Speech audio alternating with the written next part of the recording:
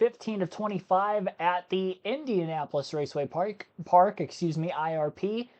For the Power Stroke Diesel 200, a 200 lap race on this half mile, roughly short track, old abrasive surface. It's going to be a fun one here today. IRP usually puts on some pretty good shows. Very difficult to pass at, I will say, but the good thing is we do have track position from the start. We did qualify on the pole. That's a huge plus. Back-to-back poles for us. Actually, 3 poles in a row if you think about it. But trying to go for back-to-back wins. We didn't have that strong of a car despite qualifying on the pole at Rockingham 2 races ago on an intermediate track. But here today, hopefully things go well for us. Be sure to hit the like button if you haven't done so yet. Subscribe for more daily NASCAR content on the channel. We got 2 more days of NASCAR 07 Truck Series racing on short tracks coming up this week. And then, of course, Talladega this weekend for NASCAR playoffs. Truck Xfinity Cup Series action taking your way Friday afternoon through Saturday afternoon into Sunday afternoon. Can't wait to bring you all that and more later this weekend. But to get this over with, yeah, let's get into this race here today. Again, qualified on the pole, no practice. I think very similar to last night. I have to be patient getting to the gas center off. And I think the adjustment, at least for the start of this race, feels as if it'll be better than what I had at the start of the Red Bull Raceway race yesterday. I did lead the most laps of that one starting from the pole, but that very first run, the first fuel and tire stint I had, I was very loose on corner exit when I was trying to put the throttle back down and made a slight air pressure adjustment during the one and only pit stop of the race, and that helped, and the truck was pretty much perfect from then on. So I did bump the air pressure up a little bit more from what we had at the start of yesterday's race. Of course, this is a flatter half-mile short track and not a banked one like Red Bull, so it will race a little bit different. So bumped up the air pressure a little bit. Less wedge, obviously, with it being a flatter track, and hopefully all is going to go well. And, of course, Bo Phillips starting on the front row along with Ted Musgrave. The 2 championship favorites are right there. Green flag in the air, and we are racing under the lights at the Indianapolis Raceway Park. Good start for Musgrave. Phillips might get stuck on the outside. Bill Lester going to get underneath him into turns 3 and 4, and Musgrave leads lap 1 here at IRP.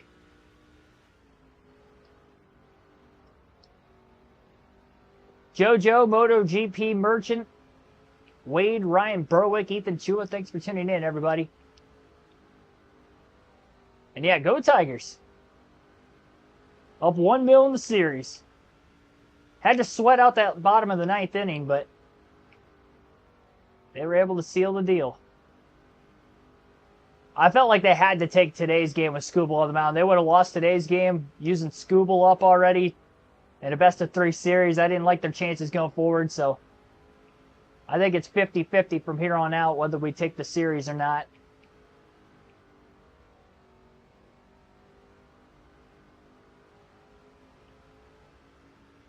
Hope for the best. Keep it low scoring like that, though, for tomorrow. I trust this pitching staff. Game is muted. No, the game's not muted. I know for a fact the game's not muted. It shouldn't be. I don't remember it being muted. Yeah, it's not muted on my end.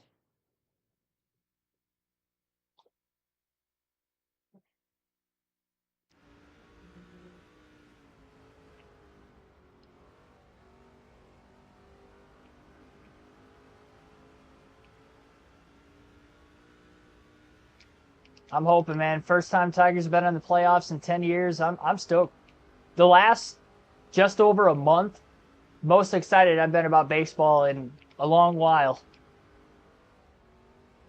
Probably since about 2017, 2018 or so. I mean, 2019, the only thing that was fun about that was the fact I went to 11 games that year, but they only won like 48. Well, what did we come down to that? 48 games that season? It wasn't a good year. It was fun because I went to the ballpark a lot because the tickets were dirt cheap because they were so bad. But that was a different way, you know. It's different when you're competitive and you're watching baseball. It's a lot more fun.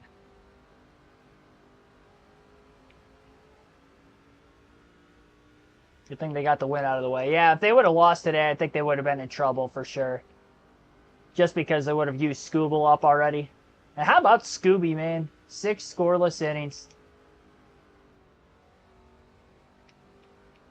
The media heads wondering, like, well, how's he going to do? He hasn't played in the postseason before. The dude's a beast, all right? I think it's time for the baseball world to take notice. There's a reason the man won the Triple Crown this year in pitching. You don't just do that out of nowhere. You know, he had good seasons before this year. Obviously, not to this extent, but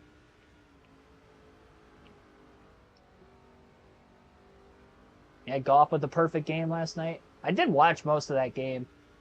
I had the Titans defense on my fantasy team, so I was watching a lot of that first half just to see how the Dolphins offense was going to be. Wasn't great, as I expected. That's why I picked them up. I had my first fantasy loss yesterday on my my work league. Lost by 6 points. I was down by 60 going in with Gibbs, Montgomery, and St. Brown. I had 4 touchdowns, a lot of yards out of them, and I was just 6 points short. One more touchdown, I would have had it. We'll never know who Goff was going to try to throw to on that deep pass when he had that safety, too. You know, maybe it would have been St. Brown, and that would have won the game for me. Who knows? I only hope. It was close, though. It came down to the end for sure for my fantasy team. Best struck out 4. Yeah, I listened. So I watched the first inning and the very beginning of the second inning. I left when it was still scoreless, runners on the corners. I was at work, obviously, today. So I had my last break at that time, like right when the game was starting. Pretty much when the time the game started, I had like 12 minutes left of my last break. So yeah, I got the first inning in. It was a quick inning, which is why I 3 up, 3 down both sides. I don't think either pitcher threw double-digit pitches in that first inning, too. So it was very quick. And then once they Tigers were eating into the second inning pitch count, I couldn't stay around. So then I was basically kind of score tracking from like 2 outs in the top of the second at the time when it was 0-0 all the way until I clocked out right at the start of the 7th. And then I listened to the game through the 7th, 8th, first 2 outs of the 9th. And then I actually was able to sit down and watch the last 4 outs of the game. It was a stressful bottom of the 9th. It was not easy. I mean, the Astros are a good team. Get to this part of the season, no lead is big enough. It doesn't matter who you are.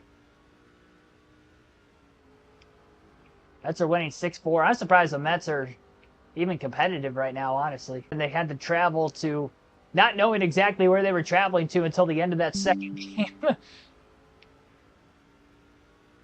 Then, yeah, I was going to be surprised if the Mets or the Braves are going to win today, to be completely honest. They're showing strong.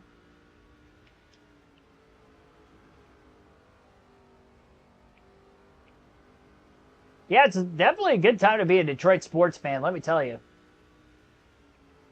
Red Wings are on the up, and up. The Tigers made the playoffs out of nowhere. The Lions are Super Bowl contenders for the 2nd year in a row. I mean, it's insane. I know I'm a Packers fan, but I'm Detroit or Michigan sports based for anything else. I've already mentioned on the channel numerous times that if the Lions were, you know, even competent growing up, I probably would have been a Lions fan like everything else. I think my uncle being a Packers fan and, you know, watching Brett Favre when I was younger and being at that time one of the best quarterbacks in the league. And, yeah, I mean, they kind of swayed me into being a Packers fan. And then that turned into Aaron Rodgers, so I pretty much had it good for most of my childhood when it comes to that. But that was, I mean, that hockey were the only 2 sports I could count on, like, on a yearly basis that they were going to compete for a championship. You know, baseball, there were some years here and there where they could have or probably should have won the title, but they didn't. Got to see the Pistons win a title. That was like that was like very, very early memories of basketball was when the Pistons were competitive. And they haven't been for about the last 15 years or so. They made the playoffs once. I went to a playoff game and watched Giannis dunk all over the Piston postman in that second half. I can't believe that. It was fun to watch just from the perspective of seeing like Giannis before he was a superstar and he was going nuts in the playoffs already. But then, yeah, they haven't been back since.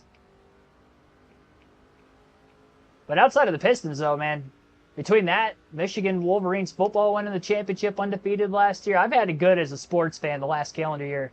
My favorite driver, Ryan Blaney, won the NASCAR championship. First time my favorite drivers ever won a NASCAR title, and obviously that's, my number one sport. So I never would have thought, the experience of that, and then Michigan winning the championship like 2 months later. The Packers out of nowhere making the playoffs when they shouldn't have. Like, I had it good through the winter last year. And then you follow that into this year, and I think Blaney's a championship contender again. The Tigers are in the playoffs. It's insane. I'm having it too good. The Red Wings almost made the playoffs last year. I mean, that was like the heartbreak, I guess, but in all of it. Yeah, I don't remember. I don't think there's ever been a time where, like, in nearly every sport that I've watched semi-remotely, that every single one of my teams, or, in NASCAR's case, NASCAR driver, is literally competing and is a legitimate championship contender all at the same time. It's crazy.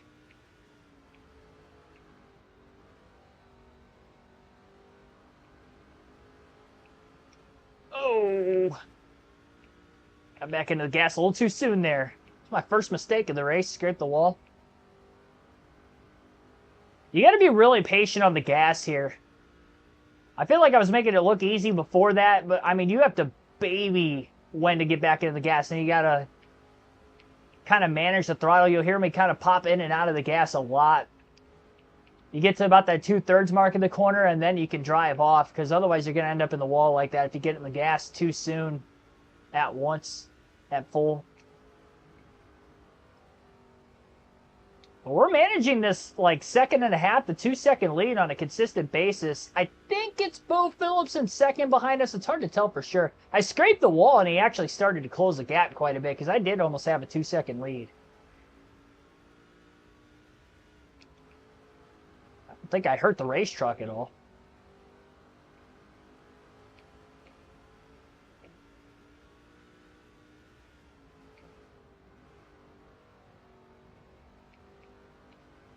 College Football Division II homecoming.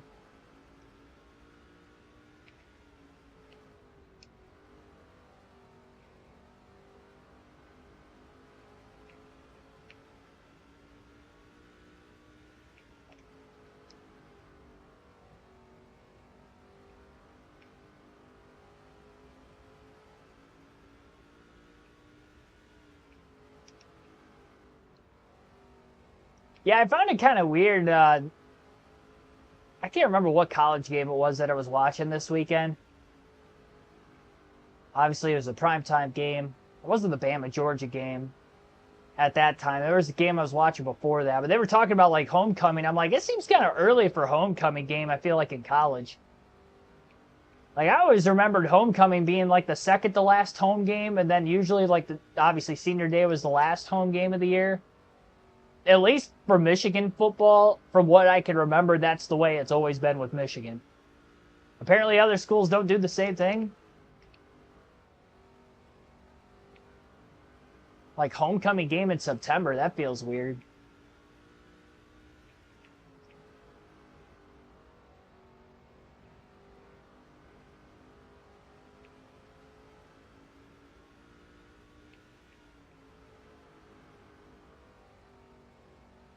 Well, I mentioned before the start of this race, it was going to be tough to pass here. Starting on the pole was key. I feel like I never know how fast I'm actually going to be at this track. I feel like I've had some good trucks, and I've had some, or, cars in general. And I'm not just talking NASCAR 07, I'm talking 06, 05. I feel like sometimes I don't have speed here, and sometimes I have the fastest truck or the fastest car like I do here today. I feel like I never know what I'm going to get when I unload. But glad we're at where we're at. Trying to tie Phillips for the most wins on the season. Oh, we got some slow traffic. One truck is blowing a motor. Bottom of the racetrack. And we're going to be catching lap traffic all of a sudden right now. And it looked like it was going to be a minute before we caught anybody. Looks like Phillips got by pretty easily as well. Don't want Phillips to lead a lap at all costs here. We only have a 41-point lead on him. He finished second last night to us, of course, and he did lead a handful of laps. He led 6 laps out of 200. We led 144, but it was enough for him to get 5 bonus points. Us to get a max points day with the 10 bonus points and a win. We only pulled away 15 points. Went in minus 26 for Phillips, came out minus 41, even with us having a near perfect day. Here today, got to make it perfect, got to execute, and just hope that he can't go 1 lap longer than us on a full fuel run if we stay green. I mean, it's kind of out of my control, really, at that point, if he goes a lap longer or not. Because I'm obviously going to push it as far as I can, because if you short pit on a short track, you're going to go a lap or 2 down. So we don't want that. We had a caution in the middle of green flag stops yesterday, so that could happen again. We tend to see that on these EA games on the short tracks a lot, where we get cautions in the middle of green flag stops. So yesterday somebody ran into the tire barriers on the front of pit road. That could happen again today. Who knows? Although this isn't a fantasy track, I don't know how much of that has to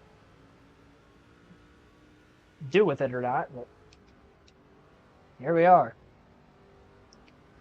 Parents at the Jaguars Stadium right now. I've heard it's a nice field. They got the pool in the stadium.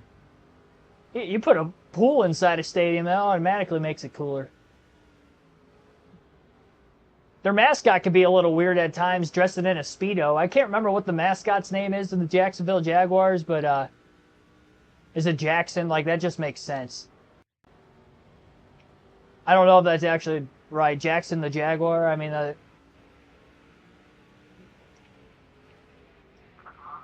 just makes too much sense. I remember seeing that clip, like, within the last couple of years of the mascot in a Speedo and jumping into the pool.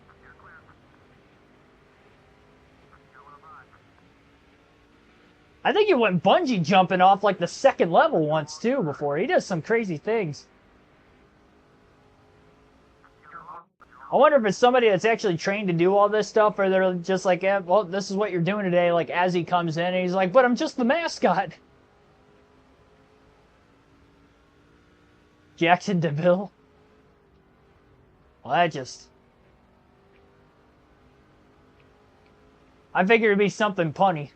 It's definitely punny. I like how it's Jackson with an X too. Like, it can't be Jackson like the spelling of Jackson. That would just make, as I mentioned earlier, too much sense. Well, we're getting through lap traffic pretty well. Honestly, I'm getting through lap traffic even better than I did yesterday, and yesterday I got through it pretty well. So far, so good. Got a long ways to go yet, though. And we have not seen a caution. We've only had 1 caution-free truck race and 1 caution-free bush race, but we have not had a caution-free Cup Series race on this current season of NASCAR 07.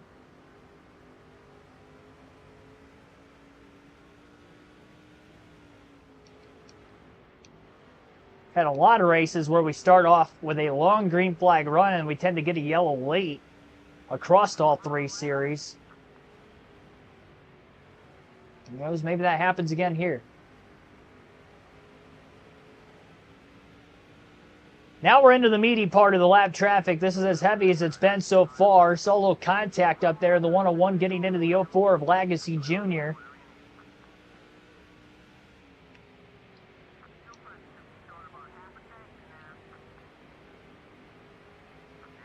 Could run off the exit of turn 2. It's going to be 3 wide, down into 3 and 4. Not sure how much room we're going to get. I'm just going to try to keep the pin to the bottom as best as I can. Hope that we don't get crowded. So far, so good. We just hit the halfway mark out of gas. There was a little contact getting down into turn 1, but nothing major there. And so far, we're doing a good job.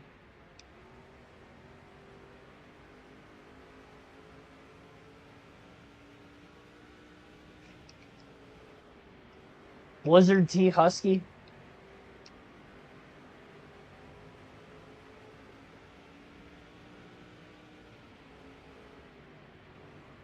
I'm not going to lie. I think my high school mascot, I don't even remember what the name is of the mascot. It was a bear, but I couldn't tell you. I couldn't tell you what the name of it is. I don't even know if we had a name for it, to be completely honest. We probably did, but I didn't pay attention. I also remember that, like, we had a mascot, but we didn't have a mascot. It was weird. It's like it would only be at, like, some of the games. It's some of the pepper rallies.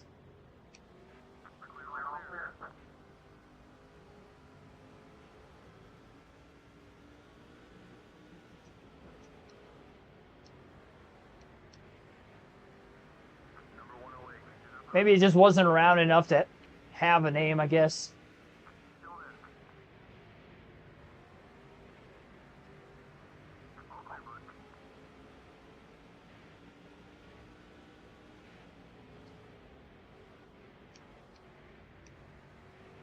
Mascot was a bulldog. Yeah, I feel like there's so many bulldogs and wildcats.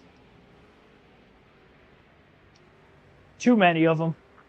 I feel like it's not original.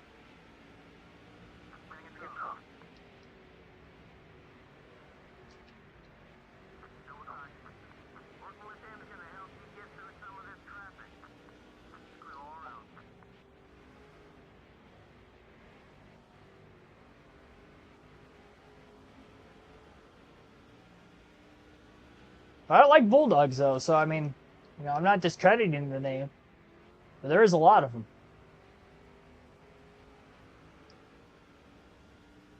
Well, Bo Phillips has finally caught us in lap traffic.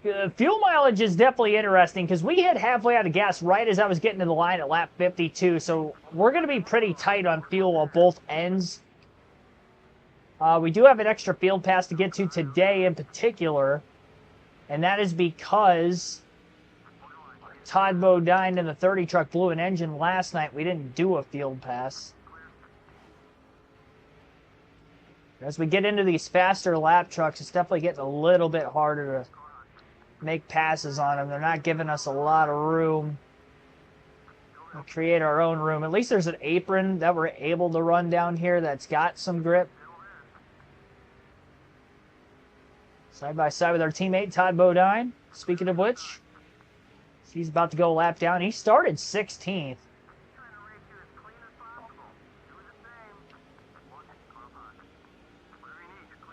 We've definitely lapped quite a few trucks already. Wide entry for Timothy Peters. Looked like he got a little loose. I've seen a lot of trucks battling loose conditions. Do you guys notice that too? It seems like a lot of these guys are kind of slipping the rear tires. It looks like the back of their truck's kind of coming out on them quite a bit on corner entry. I've seen that quite a few times. Got that rear grip today. I didn't have it yesterday, but I've got it today.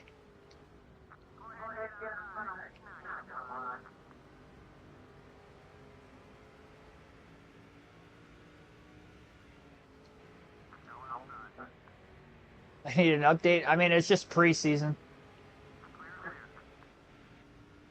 I don't really buy stock into the... I mean, starters don't play the full minutes that they would normally play in a normal game. A lot of guys playing that aren't going to be there on the roster throughout the majority of the season.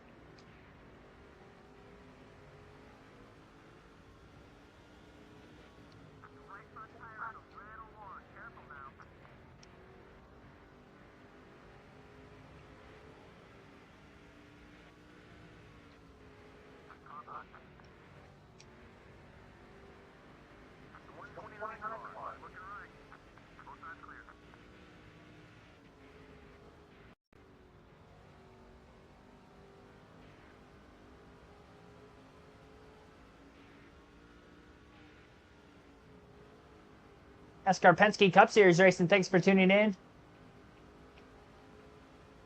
Sunday was disappointing for you. Expecting Joey Logano to win. I mean, I don't know about Kansas. He hasn't been good on the intermediate tracks this season. Super speedways and short tracks is where Joey Logano shined this year and has had good top 5 speed, but race winning speed on the super speedway side of things, but yeah, the mile and a half. I mean, outside of Ryan Blaney at Penske, he's the only competent one on the mile and a halves. I will say it was different this weekend for Logano. Usually he qualifies poorly and gets a halfway decent finish on the intermediate tracks this season by strategy. But this weekend it was weird. This weekend he qualified well, and then as the race went on, just dropped like a rock.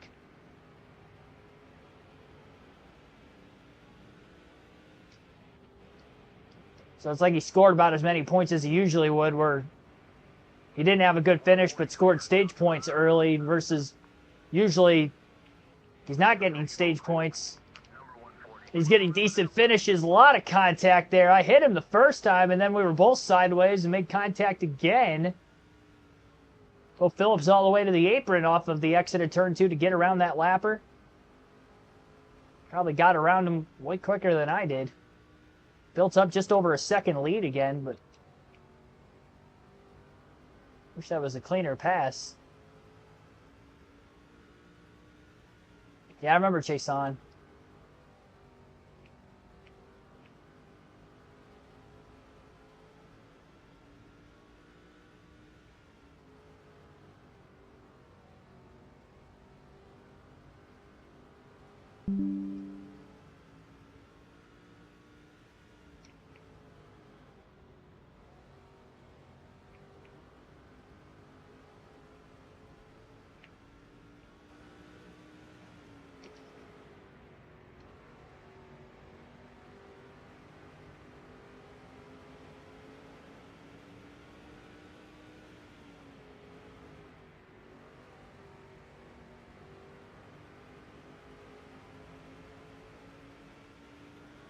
Oh, Todd Bodine might have just blown an engine again. Is this the second night in a row he's blowing a motor? It looks like we're going to triple down on the field pass tomorrow. We're not going to have it 2 days in a row. Wow, back-to-back engine failures for Todd Bodine. I mean, it's way too early to pit, so... yeah, he's slow on the back straightaway. See him on the track map. Tough break.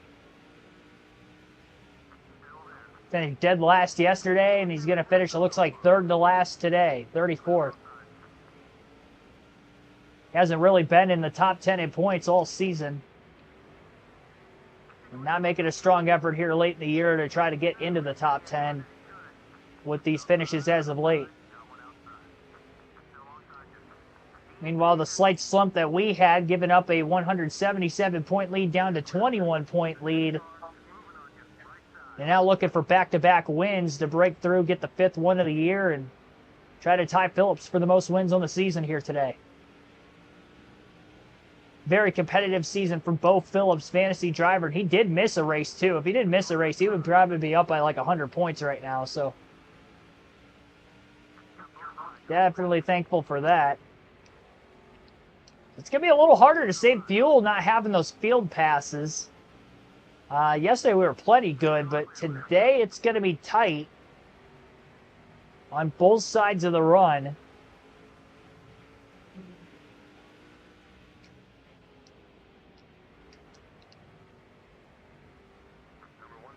Contact with the lap truck, nothing major. Musgrave going to make the pass, though. Already lap 80.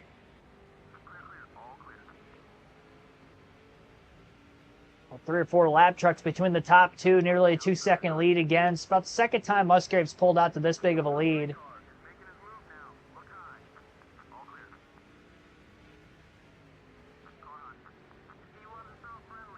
I'm scared having to pit that close to the halfway mark that there's going to be guys that could go about as far as we were able to go yesterday, which was, I mean, we would have been able to go about 120, 121 laps on a full tank of gas yesterday, and I am a little scared that we are that close to the halfway mark just for the sake that we could get a caution in the middle of green flag stops. The good news is we haven't had a yellow yet, so there's a lot of cars, the trucks I should say, a lap down.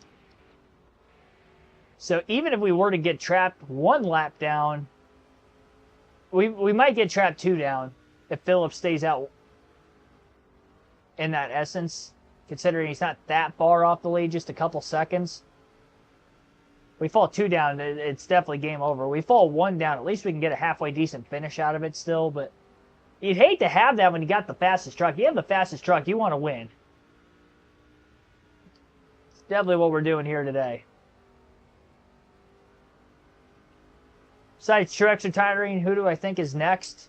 I don't think anybody this year. I'd probably say Denny Hamlin would probably be the next one to retire.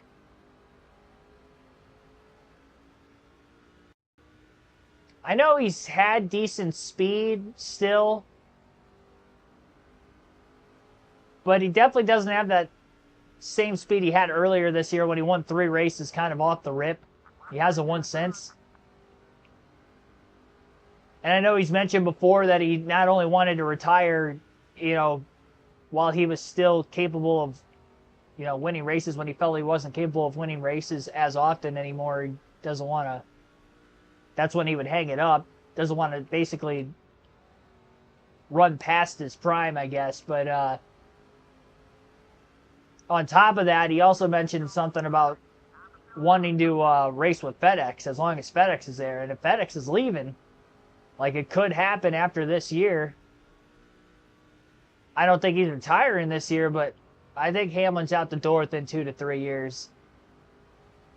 And honestly, you know, if this winless streak creeps into deep to next season, maybe he calls it quits after next year. You know, depending on how next season goes.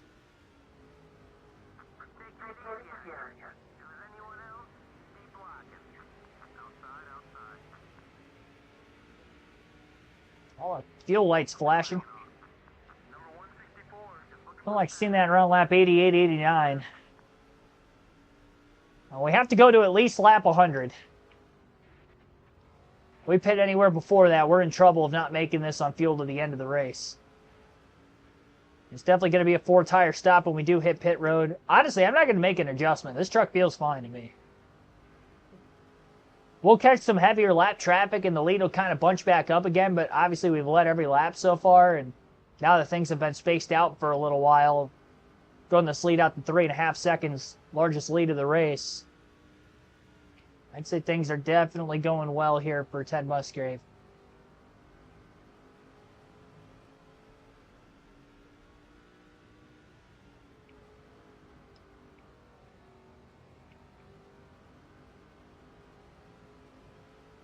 I don't know about that. I don't like a super speedway deciding it. It was fun on the video games to do it just because it's a video game and it's not real life and it makes it more challenging for myself. You know, that was fun at the time of doing it then, but in real life, I will say as a Ryan Blaney fan, if I put bias into it, I think it'd be great because I think it gives him that much better of a shot to win the title. The Fords are so fast on these super speedways. I mean, I already got a stranglehold on Phoenix as it is. Put him on a super speedway. I feel like Joey Logano, Ryan Blaney are going to win the championship every year, and they've won it the last couple of Phoenix. I don't know. They said there would never be another 7-time champion again. I'll tell you what, as long as the championship races at Phoenix or goes to a super speedway immediately after, I think Logano or Blaney might get there.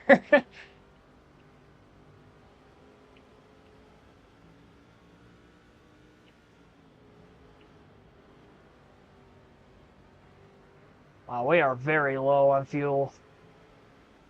I don't think I could take it another lap past lap 100. I think we have to pit right at lap 100 in the hope that we don't run out. But we have to push it that far. We're not going to make it on the second run.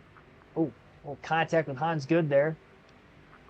There's Bill Lester. Lester started third, so I'd imagine he's still up there in the running order quite a bit.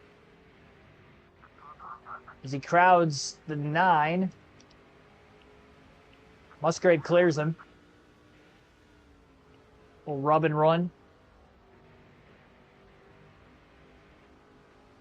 I want a natural race. One thing I will like about Phoenix being the championship, or even a 1.5-mile track for that matter, it's more tame in the sense that we have a natural, straightforward race. I think it could be just as... I mean, it'd probably be nerve-wracking, entertaining-wise as a fan, but it's not like a pure racetrack. And I want a pure racetrack as a actual, you know, race that's going to decide the championship in the current format we have.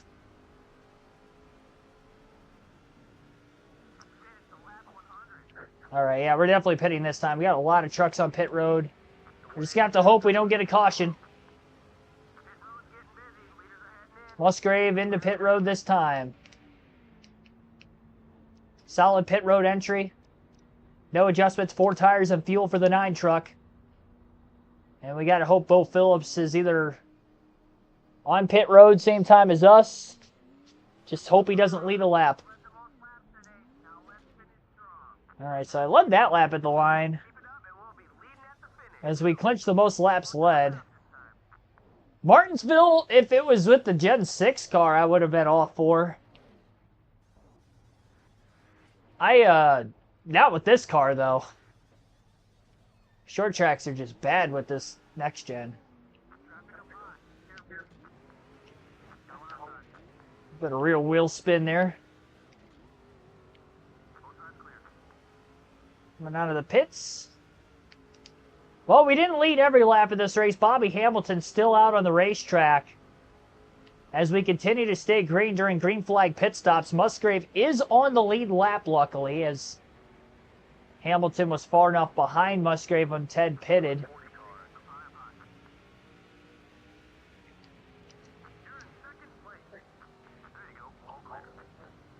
The 18 truck going to get 5 bonus points.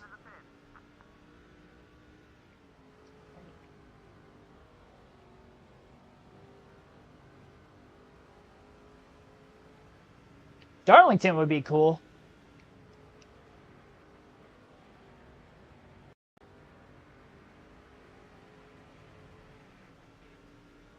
The only thing with Darlington is I think NASCAR wants to keep the Labor Day weekend as a Southern 500 for traditional sake.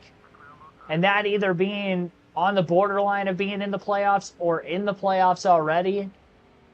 It'd be tough to get Darlington as a championship race as a result of that. So I don't see it happening, although I wouldn't be opposed to it personally.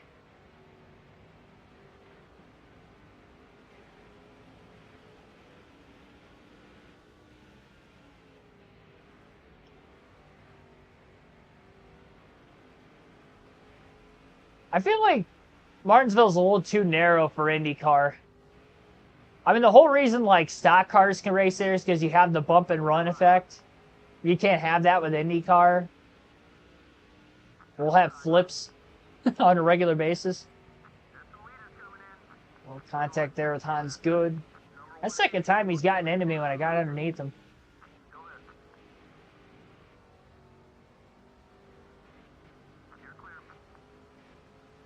Roval for IndyCar or Roval for... I thought IndyCar was going to run the Roval. I remember them testing that a few years ago. I think it was 2019. I think it was when I was there. Joseph Newgarden did like a single car test on Cup Series race day. Like right after the race. But yeah, they never actually ended up racing there though.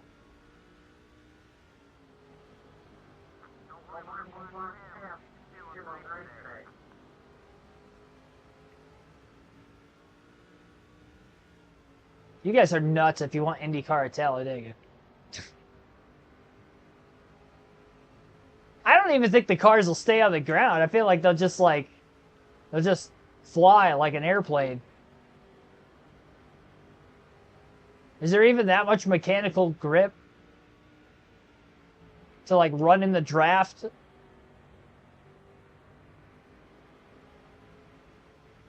I mean, they're already going over 240 miles an hour on a flat 2.5 mile oval. A bank 2.5 mile oval. I mean, they would have to go 300, right? Like, it wouldn't be... And then if you tried to, you know, basically restrictor plate it like you would with NASCAR, It's a lot more dangerous with open wheel than it is for stock car. It's already dangerous enough for stock car.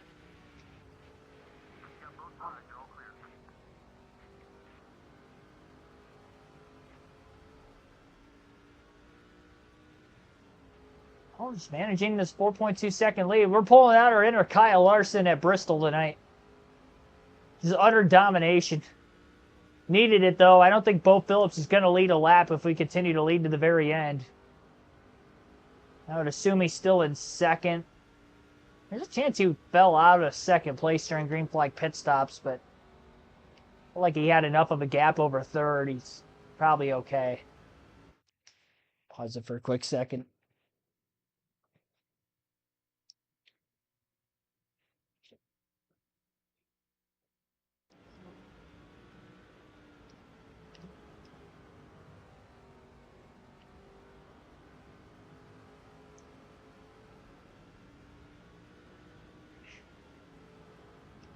IndyCar to happen at Talladega, the best thing to happen in racing history. I mean, if you want to believe that, I guess. If you like cars flipping over the catchments and into the stands, then sure.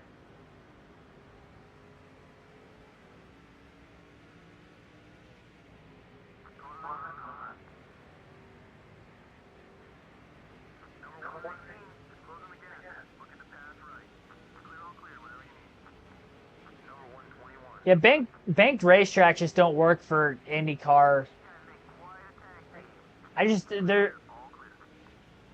They're more prone to being able to pass on flatter racetracks. That's why they run out of Milwaukee, a Gateway. You know, even Iowa doesn't have a lot of progressive banking to it. I mean, it does to a certain extent. The older surface did, but it was still flat enough that, you know, you build enough momentum down the straightaways, try to complete the pass on corner entry. It's different from, you know, standard oval racing when you look at it from like a stock car perspective where you're trying to pass through the corner. These guys are trying to pass on the straightaways. So you need those longer straightaways like a New Hampshire and all these flat tracks have. That's why the modifieds, you know, they kind of race the same way. That's why they work out so well at a New Hampshire. For instance, Richmond. I mean, they put on bangers at New Hampshire every year.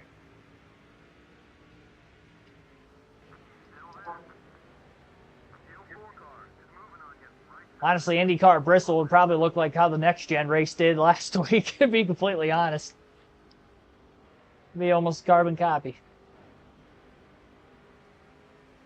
Actually, I think the NASCAR race was still better because it's like, at least like guys get side by side. You couldn't really pass. I don't even think I could get side by side in IndyCar there.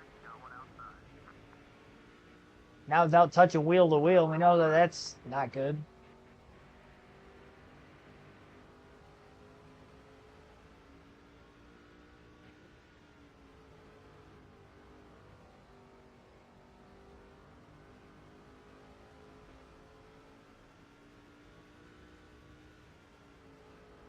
Yeah, and the reason why like a banked intermediate track works so well with Indy is because it's basically, that's what a super speedway is for IndyCar, is because they do go as fast as they do. The car's so much lighter, they have so much more downforce than say a NASCAR stock car does. So on an intermediate track, the straightaways are long enough for them to be able to make the passes, but they can also kind of hold it down in the corners, and it is kind of a drafting aspect, a drafting track. And so, I mean, if you want to see like super speedway style racing in IndyCar, just ask for more banked ovals like they used to have back in the day. Like ask for them to go to Michigan, well, Fontana isn't around anymore, so I guess that's not an option. But you know, Texas, when Texas is, you know, good. Those races there were always great. Chicagoland was always great. They could easily go back to Chicagoland.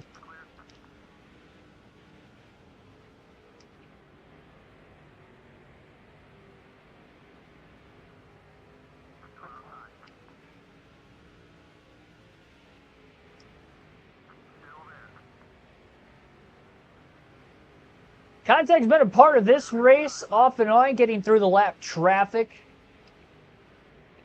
Drivers just trying to... They're squeezing me so they don't get hung out to dry on the outside and lose multiple positions, because although I'm not racing them for position, a lot of other drivers are. Look at that 107 sliding in there. Slides underneath the 4 of Timothy Peters.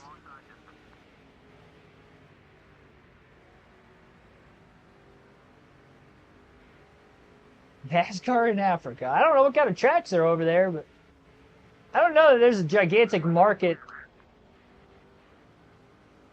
in Africa that has a high NASCAR demand.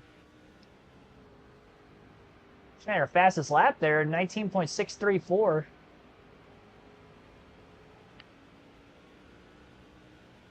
I think they can go over the catch fence if they race at Talladega. They would have to heighten those bad boys up so tall. I think they're going over it, especially in the corners. Mid corner, they're definitely going over the fence. Straightaways, they might catch the top of it, but mid corner, they're going over it. That fence ain't tall enough, and it's tall, but you gotta figure how fast. Like, they're not going to be going 200 like a NASCAR stock car would go. Like, they're going to be going like 300 miles an hour. Like, it wouldn't catch them. I don't even think they can race in a draft there. I literally don't know if there's enough tire grip to hold the car to the asphalt, to the ground. I feel like it would take off like those old, I don't know exactly what cars they were, but it was like a sports car. I would imagine it was like your normal, like an IMSA or something. But wasn't it Le Mans? It might not have been Le Mans. There was a race where a car basically caught air, where they were having problems like running too close to another car in the draft, and the air would get underneath the car and it would just take off like a kite without even hitting anything. But anyway, it flew over the wall, like over the wall, fencing, whatever, and into trees. Like that would be IndyCar at Talladega, where they would run in the draft, and if you got too close behind somebody without even touching them, the car would probably just take off in the air.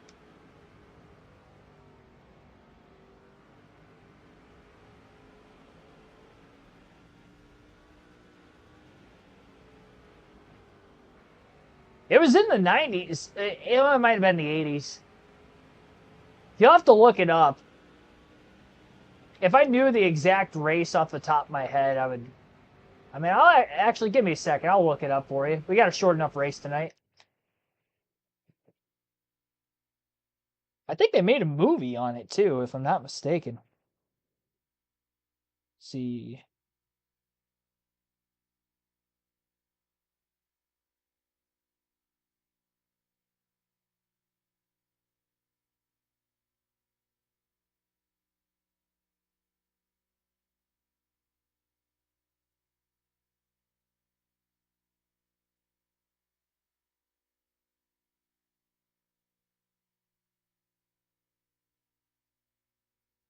Or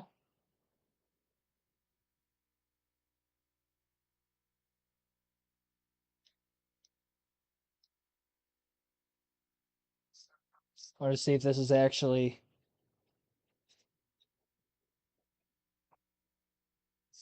Yeah, you wouldn't even think it's real. It doesn't even seem real. So it was 1999, 24-hour Le Mans. It was way more recent than I thought it was. Yeah, the crash I'm talking about. If you look up, just look up airborne crash 24-hour Le Mans. The guy lived, by the way. I'm not... If it was a lethal accident, I would not tell you to look it up. I don't know how he survived, by the way. There was no fencing in this long straight area of the racetrack. I don't know Le Mans very well because I don't really watch the race. I've never, done iRacing there or whatever, or played video games that have had that track. So I don't know the exact layout of the course like I do with a lot of them in America, but it was a long straight and it was a rainy race. And essentially, I think it was like if a GT got up close behind another, like a slower car or whatever, close enough in the draft, the slipstream there would be enough air that would take off underneath the car. And I don't know if it had something to do with the tires they were using, with rain tires, because apparently somebody did it in practice, but they kind of came back down on all four. They didn't completely flip. This car, it was like mid-behind this slow car and just took off. But he went over the guardrail. Went flipping into a bunch of trees. It doesn't even look real, but I promise you it's real. I first saw it a few years ago, and I was like, it is like... I had to like actually look up what I saw, because it was like a random compilation video that I had originally seen it in. And it just... Yeah, I was like, there's no way that's real. I thought it was like CGI'd or something. It doesn't look real, because I've never seen anything like it before. Before I was born in 99, so I definitely wouldn't have seen it before, but... Yeah, I just found out about that like maybe 5 or 6 years ago.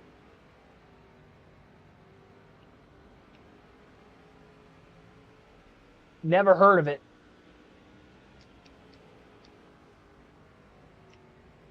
But yeah, if you look it up, if you don't know what I'm talking about, you're gonna wonder how the heck. There's some long videos on it, because I had to look up like how it even did that. Because it didn't seem like physically possible, and my brain couldn't compartmentalize everything that was going on.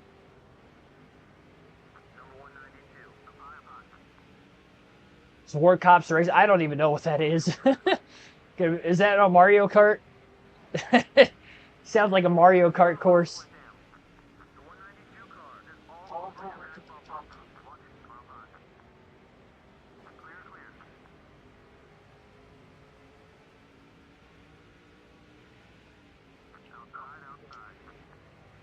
In Africa. Oh, well, that's why I've never heard of it. Why do you want NASCAR to go to Africa so bad? Nothing bad about Africa, you know. I'm not trashing on them. I just think it's kind of a weird destination for NASCAR to go to.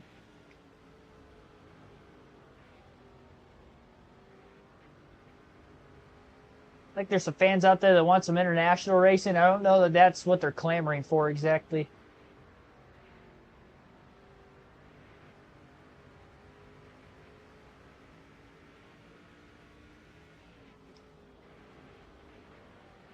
Big loose moment for the slab truck. So we've seen so many of them do, just struggling for rear grip, corner entry, middle off.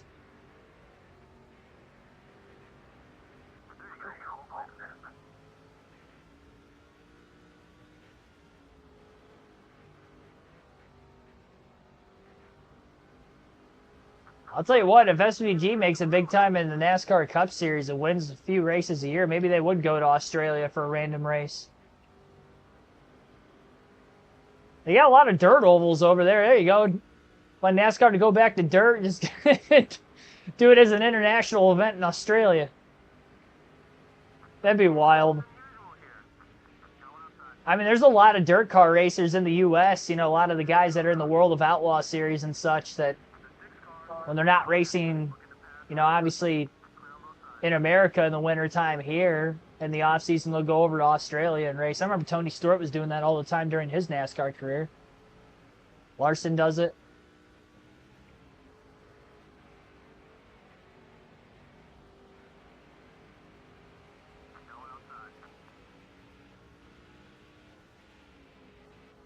Watkins Glen the long way. That's all right. I think Watkins Glen is fine just the way it is. I've always liked Watkins Glen for what it is, just a high speed. I mean, it's the perfect definition of what you would want a road course to be in NASCAR. Because a lot of purpose-built road courses, you know, they're not built for stock cars, because stock cars typically aren't built to race on road courses. Now, the next-gen cars are more built for road courses than any other, you know, stock car we've had prior, but at least, you know, it has so many long straightaways. The corners are banked there. There's not a lot of banking in a lot of corners at other road courses. You might get a turn here, a turn there. There's quite a bit of banking. I was actually surprised when I went to Watkins Glen back in 2019. how much there actually was in turn 1, turn 7. I mean, it's more than Indy, I think. If I remember correctly.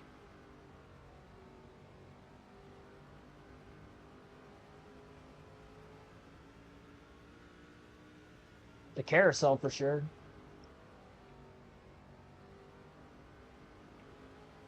I don't think TV does it justice. Definitely doesn't do the elevation changes justice there. I couldn't believe how big that hill climb was in the S's.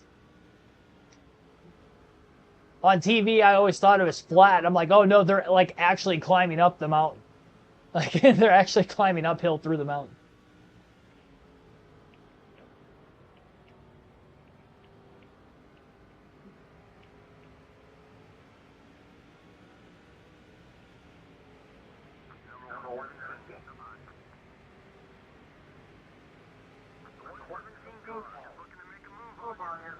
I think the Truck Series. I think the Cup Series should go to Eldora personally.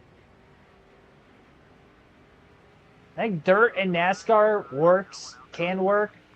I just want it on a purpose-built dirt track.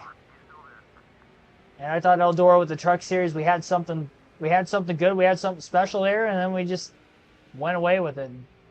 Just to do it at Bristol instead when we know how good Bristol could be on its own. When we saw that spring race this year, obviously the fall race wasn't great, but that wasn't...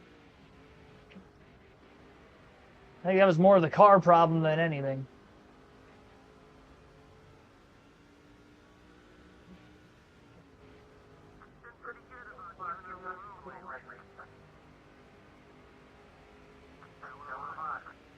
There's no tire fall off.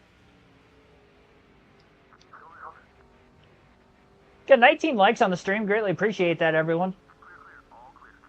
Sure to hit the like button if you haven't done so yet.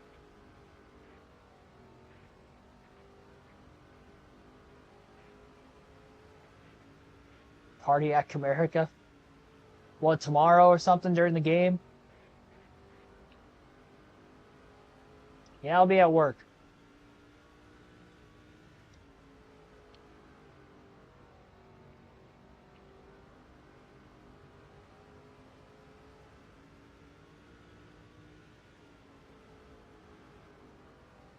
I definitely want to go to a playoff game, though, if they come back home.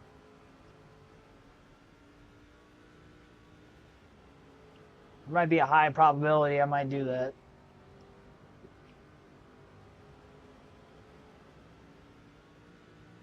Only playoff game I've ever been to for any sport was NBA playoff game. Last time the Pistons were in it.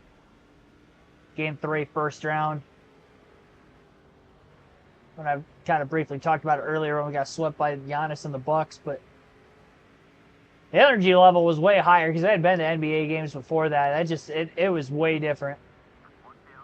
Every single basket from every little layup, the entire game, everybody just be going nuts.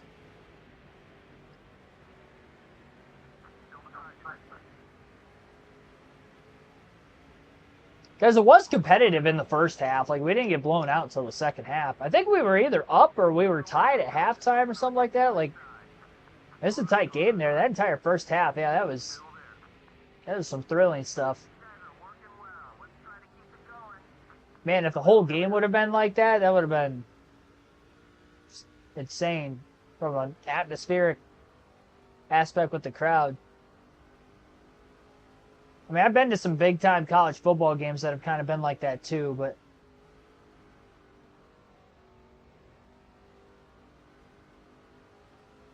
something about playoffs, man.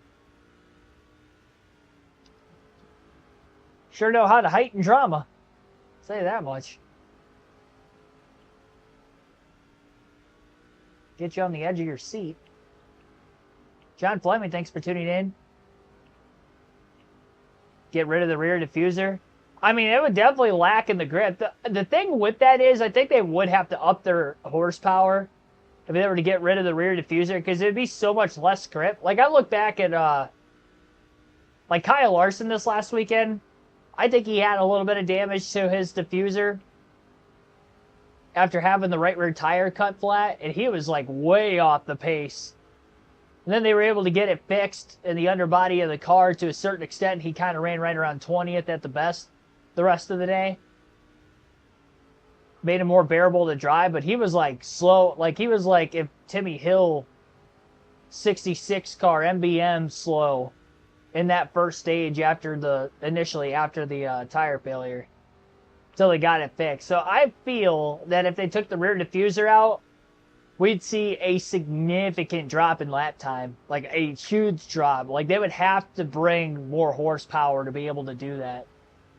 And then at that point, yeah, I mean, it'd be something to test, obviously, first. You'd have to test it. Because, you know, I'm all for lack of grip, but if it's like too much and you got guys spinning out every 5 to 10 laps like this, it's just, that's going to prolong these races so long.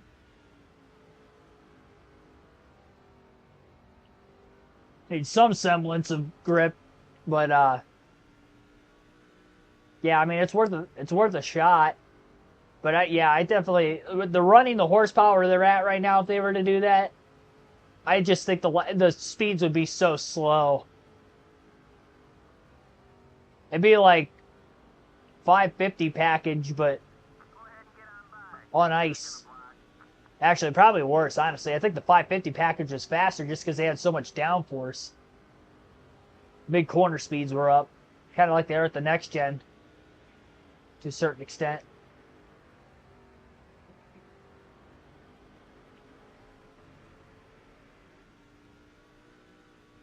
Why is Tyler Holden starting tomorrow? Because he is. I know that I figured going into the playoffs the Tigers were just going to do a bullpen game. Any game Scooble's not pitching, it's going to be a bullpen game. But they're going to mix like Reese Olson and Casey Mize in the bullpen. So they might start, but I don't think they're going longer than one time through the rotation. If a Mize or an Olson were to start, I think every game is going to be a bullpen game. And don't put Kenta Maeda in. That guy gives up runs like every single time he pitches. That's why they lost to the White Sox that last game of the year. He gave up 5 runs in the third and fourth inning? Pitched 4 2/3, gave up 5 runs. Like, he literally gets blown up almost every time he plays. I think that game against Baltimore that they lost 7-1. That one game they lost against them in that series, he pitched that game, and he gave up like 4 or 5 runs. I don't want to see him see the light of day in these playoffs, let me tell you.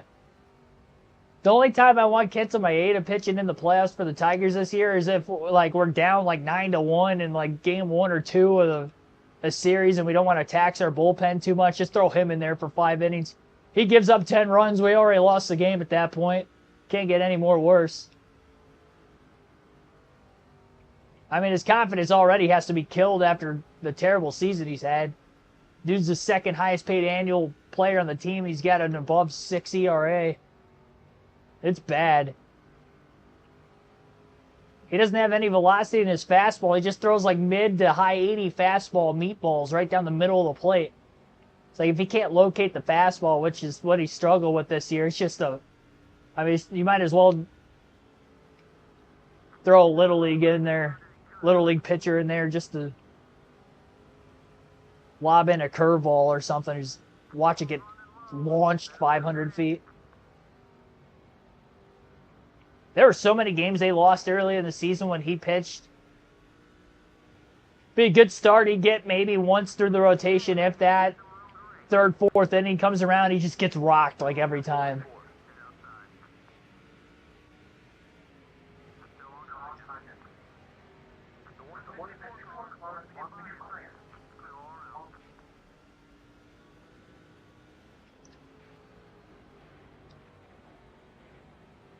Do I watch Hamlin's podcast? I don't like actively go out and watch it.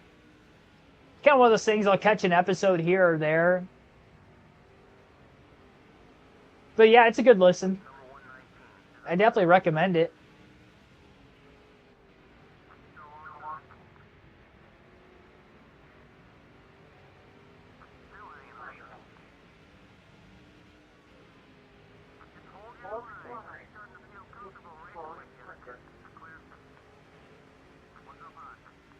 Well, the dominating race here continues. It's an 11.4-second lead. We've been caution-free, and Ted Musgrave is just 22 laps away from a win. We haven't talked about like this race much in this one because we haven't really had to deal with much. I guess the only thing we have to deal with is potentially a fuel issue, which I guess I haven't really thought about till just now, just because we had to log in laps, and if it stayed green, it stayed green. Well, here we are. It did stay green, and now we're in a point with 20 to go. We'll just have to monitor the fuel as best as we can. We went 100 laps on the first run, so we're literally splitting this race in half. Scott Lagacy Jr.'s slipping and sliding again. But yeah, this race caution-free. I knew it was going to be tight on fuel that first run. That very first run, I hit halfway out of gas right at lap 52 at the line to get lap 52. So I went like 51 completed laps. So I didn't want to risk running out of gas on lap 100, or 101, I would say. So I pit at lap 100. So it's an even split here today. Oh boy. I was definitely there. Had my whole truck underneath there. Still body slammed me. Well, we need this. I mean, these short tracks,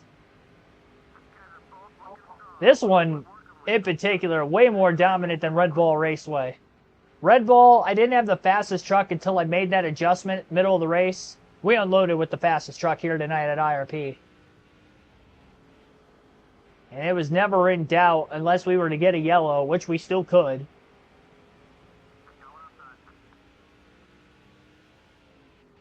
So much clean air in front of this next lapper. No contact there. Very close. That truck on the outside getting loose. Musgrave clear off turn 4.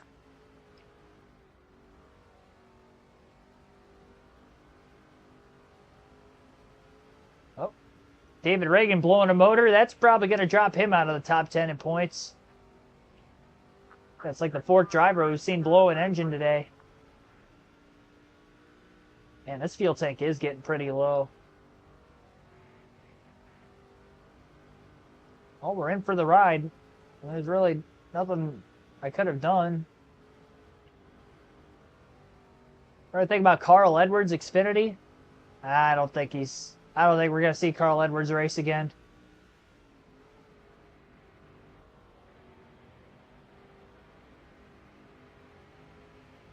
I think if he was the race, it would have to be Xfinity. Like, he's so far removed from the sport. I'm not going to doubt the guy's driving talent. Like, he could probably get into the Cup car and get some sort of speed. But, I mean, like, look at what Jimmy Johnson's doing with this next-gen car. Like, when you're not in there every week with minimal practice and the car is so much different from years past, like, he would just hop in and run 30th.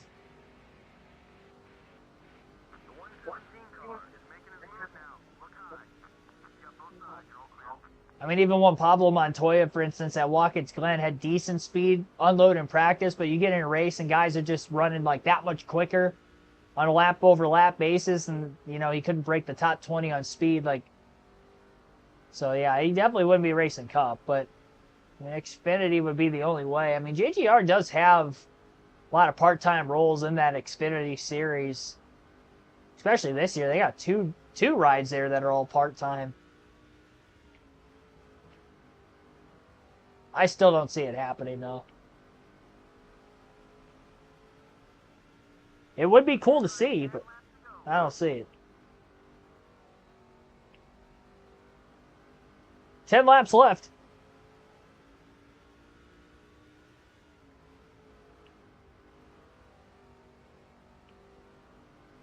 That's true. That's true. The equipment Johnson's in. If Johnson was getting the most out of his equipment, he'd probably be running about 20th instead of 30th every week. So, that's fair.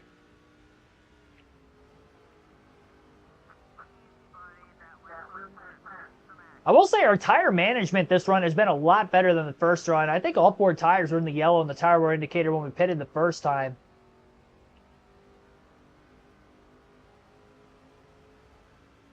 Seven laps to go this time by at the line.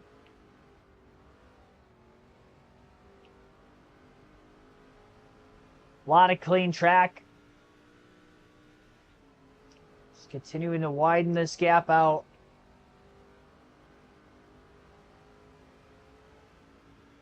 Just in case the worst happens.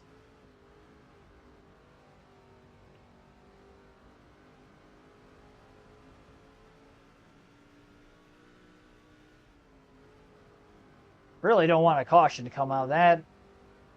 That would put me in a tough spot to decide on whether to pit or not. I don't think we can go any extra laps. We would get one green-white checker attempt. So we definitely need this to stay green. 5 to go.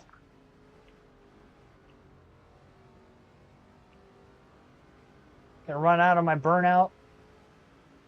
If I even get a burnout. It's going to be tight. Like I said, I had to pit right at lap 100. So, I mean, it's... I wasn't questioning it because we did go 100 laps, but to go one more lap past that, I don't know if I would have been able to. It would have been a risk. Wasn't worth risking earlier in the race because at that time we only had about a 3.5, 4.5 second lead. At least right now, if we were to run out on the last lap, I think we'd be okay because we have a 16.5 second gap, and it is a short track, so the speeds are down. I think we'd still be in a good spot, even if we had to coast it the last half a lap or so. And there's nobody directly behind us other than one truck. Get out of the way of him, and won't have to worry about getting ran over. So should be good. 2 to go for Ted Musgrave. Times have dropped off a little bit, about 16.8. We ran as fast as a low 16 or 16.8. An 18.8 or a 19.8. Yeah, 19.8. Oh, jumped up 19.7 that lap. Final lap. Musgrave a half a lap from the win. Dominating race. About as close to wire as you can get. Caution free. For the second time this season. Back-to-back wins for Musgrave. And even more dominating than last night's dominant race at the Red Bull Raceway. And Ted Musgrave has closed, well, I should say widened the gap on the points lead just a bit more. The question is, where did Bo Phillips finish? Because he was second for the entirety of that first run of the race. He finishes second for the second consecutive night.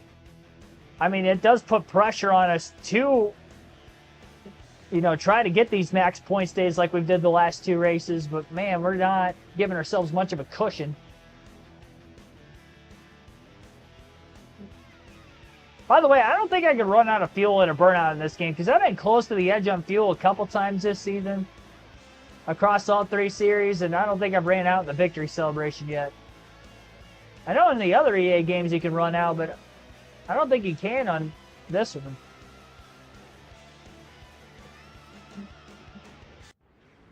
All right.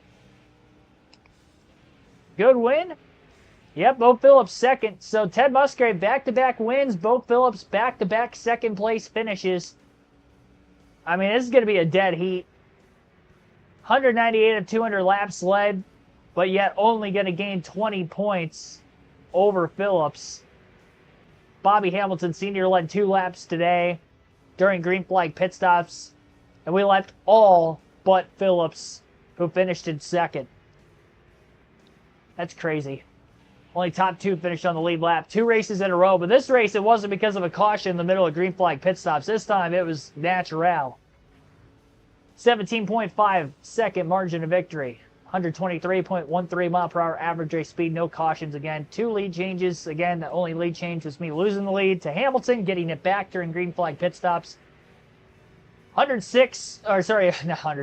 hour, 6 minutes, 51 seconds total time on today's race. A little bit longer than yesterday, but Hamilton Sr. 3rd, Marvin Sheff 4th, Bill Lester 5th, Ron Hornaday 6th, Chris Parker 7th, Hans Good 8th, Zach Van Dyke 9th, Wilson Eubanks rounds out the top 10. It looked like 10th on back, finished 3 laps down.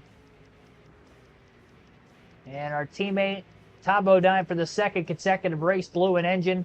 So we're going to have triple the field passes in the race tomorrow. I said we were going to have double today, but he blew a motor in the first half of the race again. So we're going to try triple. If he blows a motor again, we're going to quadruple it in the race after that at Bristol.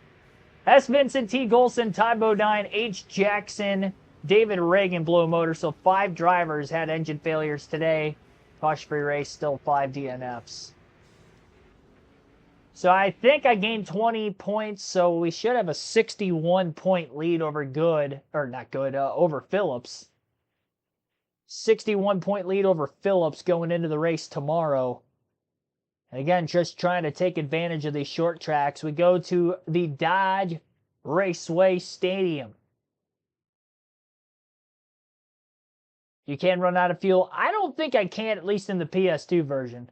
Like, I should have ran out of gas there. I only went 100 laps earlier in the race. We went 100 there and burnouts. I've been very, very close on fumes at the end of a few races, saving gas where I didn't think I was going to make it to the end, and I did, and I never ran out in the victory celebration. I thought on the PSP version I remember running out of gas, but I've never had the PS2 version of this game until I started playing, this playthrough on the season modes. So maybe in the PS2 version you can't.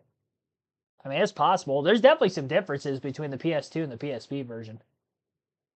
At times it feels like the same game, but at times it feels a little different. But yeah, some of the other EA games that we've played so far in the channel, 4, 05, maybe 06. But maybe in 07 you can on the PS2 at least.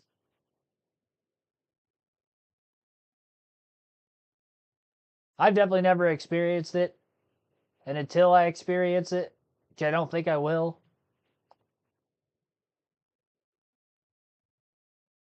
I'll let that speak for itself.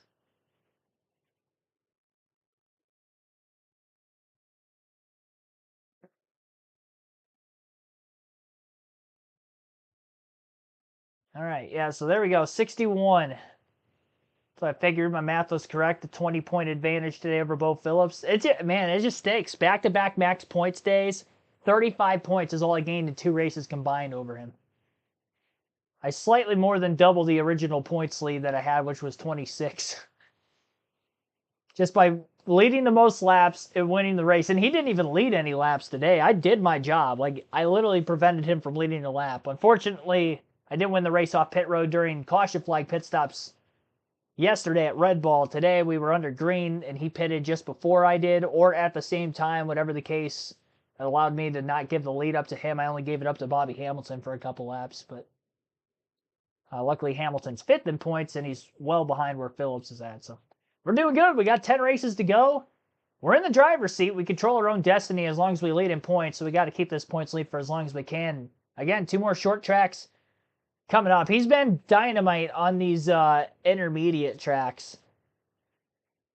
I have 5 wins. I've won on 4 short tracks and a road course. He has 5 wins. He's won on a super speedway,